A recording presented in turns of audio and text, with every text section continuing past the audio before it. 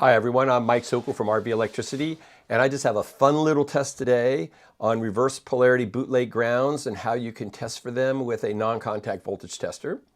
And what brought this up was just the other day I just got a Klein RT250 tester, which we had high hopes that it might be able to find a reverse polarity bootleg ground, what I call an RPBG, but it turns out no, it cannot.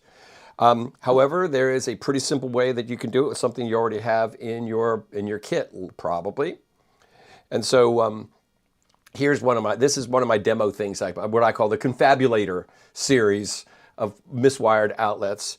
If you take a standard non-contact voltage tester, a standard sensitivity one, and so this one is rated for 100 to 1,000 volts. Now it's important you do one that's either rated for 90 or 100 up to 1,000 volts. If you use one that's like 50 volts or 60 volts or whatever, it'll be too sensitive and it won't work for this.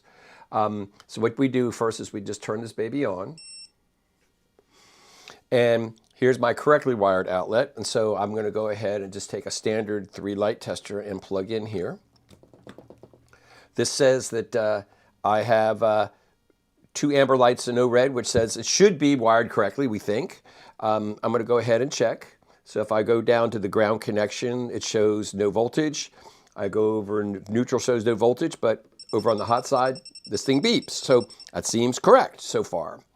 A bootleg ground is when a DIY electrician, so to speak, goes ahead and it doesn't have a branch circuit that actually has a grounded conductor in it. So they just kind of jumper this inside of the outlet just to kind of fool inspectors. So here, I'm an inspector. I've been fooled, right?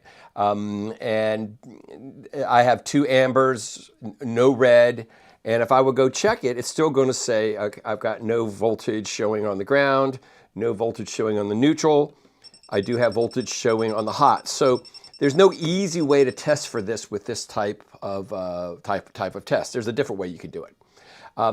Here's the thing, a reverse polarity bootleg ground is very, very dangerous because they not only had no ground conductor coming into this, they accidentally got the black and the white, or the hot and the neutral swapped. So now the ground conductor here, or ground contact, and the neutral are sitting at 120 volts, and over here, the hot is sitting at 0 volts in reference to ground. I put in a 3-light tester, and guess what? It thinks everything's okay, but it's not okay. If we take our standard non-contact tester, we get it anywhere near this thing, because the yoke and a whole bunch of things in there are energized, this is going off from a couple, 3 inches away. Everybody kind of get the idea? So, and you can use this on the 30 amp or 50 amp one too, with a standard 90 or 100 to 1,000 volt non-contact voltage tester. So this one here is a Southwire 4050N, which also has a 12 volt sensitivity, but again, I'm not doing that with this one. Should show hot, nothing, and nothing. Bootleg grounds, unfortunately, it cannot find a standard polarity bootleg ground, but it will show hot, nothing, nothing on the ground. But a reverse polarity bootleg ground, no matter where I go to this thing, it goes off.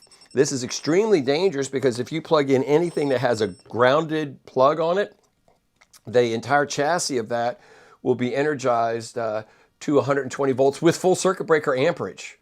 So we want to be really, really careful. So again, this is just a quickie little test to show you how well this works. You can do this with non-contact voltage testers from Klein and Fluke and everybody else.